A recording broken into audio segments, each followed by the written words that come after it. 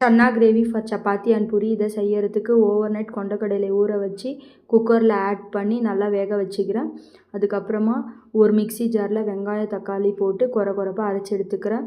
கடாயில் ஆயிலை ஹீட் பண்ணிவிட்டு கடுகு பட்டை கிராம்பு சோம்பு இதெல்லாம் நல்லா பொரிஞ்ச உடனே இந்த வெங்காய தக்காளி பேஸ்ட்டை அதில் ஆட் பண்ணிடுறேன். அது நல்லா பச்சை வாடை போகிற மாதிரி வதக்கிக்கணும். அதுக்கடுத்து கொண்டக்கடலையும் அதில் ஆட் பண்ணிக்கணும். ஆட் பண்ணிவிட்டு அதையும் நல்லா வதக்கி எடுத்துக்கணுங்க. இதில் நான் இஞ்சி பூண்டு பேஸ்ட்டோ இல்லை தேங்காயோ இதை நான் ஆட் பண்ணல. ரொம்ப எளிமையான முறையில் ப்ரிப்பேர் பண்ணிகிட்ருக்கேன். அதுக்கடுத்து நல்ல தேவையான அளவுக்கு உப்பு, மிளகாய்த்தூள், தனியாத்தூள், லைட்டாக பெருங்காயத்தூள் இதெல்லாம் ஆட் பண்ணி தேவையான அளவுக்கு தண்ணியை ஊற்றி ஒரு 15 மினிட்ஸ் அதை மூடி வச்சு வேக வச்சு எடுத்திங்கன்னா சுட சுட சன்னா கிரேவி ரெடிங்க. இந்த சன்னா கிரேவி பூரிக்கு நல்ல காம்பினேஷன். ரொம்ப சிம்பிளான எளிமையான முறையில் ப்ரிப்பேர் பண்ணியிருக்கேன்.